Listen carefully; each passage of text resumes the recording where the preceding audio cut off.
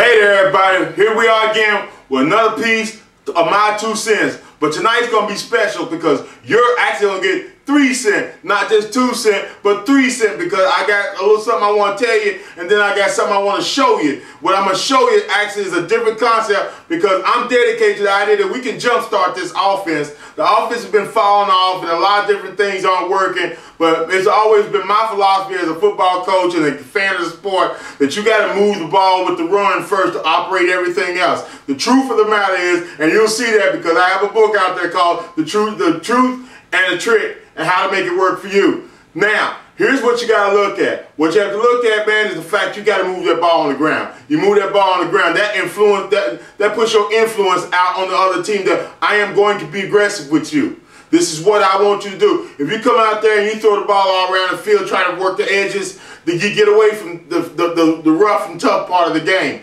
And because of that, people don't take you serious. People don't take you serious. Now, before I get into this particular style of offense I think might work for the University of Louisville, I got something I want to say. To a man, I can safely say that, you know, the best hitter on the team, Dexter Heyman. I ain't no doubt in my mind. The reason I say that, because I see him make more effort than anybody to make contact with the opposite team. Having said that, I think it's damn near pathetic. And I'm going to be harsh because they keep telling me it's a young team. It's a young team. All right? They were young when they played Little League. But most of these guys on this squad have now played at least a year or two of high school. I mean, a year or two of college.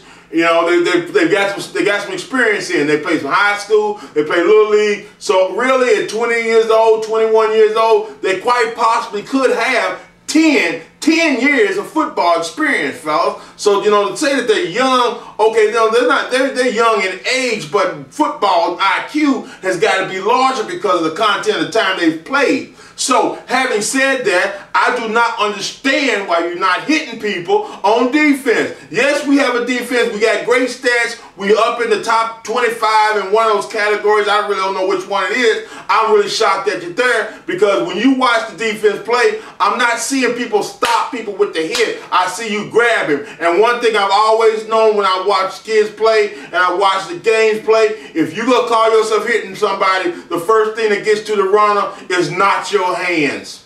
It's your pads. They got pads to put that contact in there, and that's what I'm not seeing when I watch the ball team. Okay, I hear the names, you know, they holler Scruggs, they holler Brown, they holler Heyman, they holler different names, but you know what? It's because they drug people down. It's not because they popped them. You know, you got to have that. That's what puts people in the stands, guys. That's what puts people in the stands. They see you come there with all your dreads. They see you come there with your scarves. They see you with your gloves. You look like you got it, but you ain't it yet. And what makes you it is when you can hit. If you can't hit, you ain't it. All right, remember that. I'm done with that one. But now what I'm going to do is I'm going to show you this offensive structure that may allow for more opportunity to run the ball and take care of some weaknesses that we have on the offensive line. So sit back, relax, and I'm going to slowly bring you in to what I'm talking about. Okay.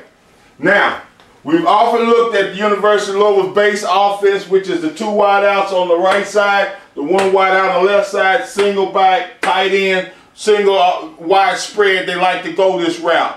I've often told you, and I told you in the past, that I like to utilize a fullback, and so far they haven't utilized a fullback itself, but let me show you what they have done. What they did do is they took away this inside the slot receiver, and they put him in here, and you see him running in motion, and then he's turning in here to make that play. I drew that play up, and they start variating off of where I said the guy should come from the fullback position. They use a man in the slot. Eventually, they might realize that him having to make that turn and make that block, unless he's very, very capable, is very, very ineffective. It happens and works sometime, but not all the time. Now, he's back out here again. In order for you to try to utilize your player, like I said earlier, if you stop and think about it, if I'm going to run the ball, and I've got 1, 2, 3 guys that aren't even involved in the play, I'm wasting manpower. I'm wasting manpower. So what I need to do is I need to utilize the abilities of the guys that I have and to fortify my offensive capabilities by running it. Okay, so here's what I do.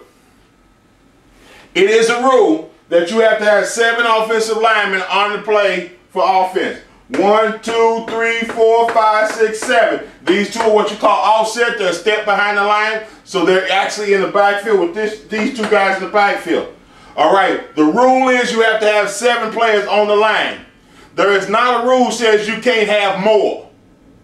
Okay, you can have more. The only difference is I take this slot man out and I bring in another lineman right here. Okay, I bring in another lineman. In the case of Louisville had the other day, they had a new guy, a defensive lineman right here, and he played offensive guard. Me personally, I thought it was a detriment to put him on the inside in such a naive position, being that he just started playing that position. To put him on the inside beside the guard and between guard and tackle was a mistake. The thing what I think they should have done was they should have put the new guy at tackle, put the experienced blocker in at guard, and then cover him up with this extra man. Sometimes you could have used the tight end, but in my book, you use that extra player. We bring that extra player in. It appears to be 2 tight ends, but it's not. It's an extra lineman. Where you get around this, because I know it was short on linemen that were using a defensive lineman on offense, you can bring in another tight end. You bring in another tight end, but here's the trick. The tight end has to go to the referee and check in. I'm checking in as a lineman. So when he comes in and tells him he's checking in as a lineman, he cannot go out for the ball. He cannot go out for a pass. However, this now gives us a balanced 2 tight end set. We can also throw out of it because we have this wide out that's still eligible. This man is eligible. This man is eligible. I want to steal this guy out here because I told you I want to maximize manpower at the point of attack. So I'm going to put this guy in the backfield, go with the extra lineman. So now I got 1, 2, 3, 4, 5, 6 linemen in the game.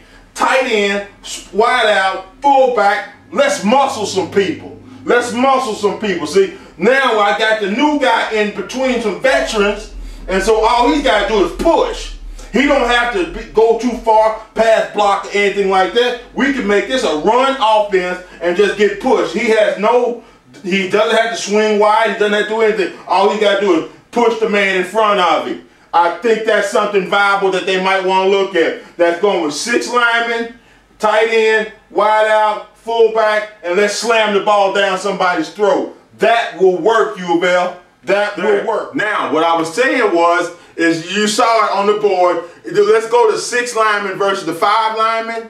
You know we got the new guy in there at left guard. Okay, adding that extra lineman really fortifies his ability to play the game. And okay, like I said before, if I've got 3 wideouts on a running play, I'm wasting manpower. I'm not moving this ball, so let me try something else. Dude, sit down if you're not catching no balls. I want to drag another man in here to help me run this ball. So that's why I threw the idea of the 6 linemen on the board. Let's see if somebody hears that, see if that'll work. You know what I'm saying? This has been Tony. That's my 2 cents, 3 cents tonight. Have a good evening.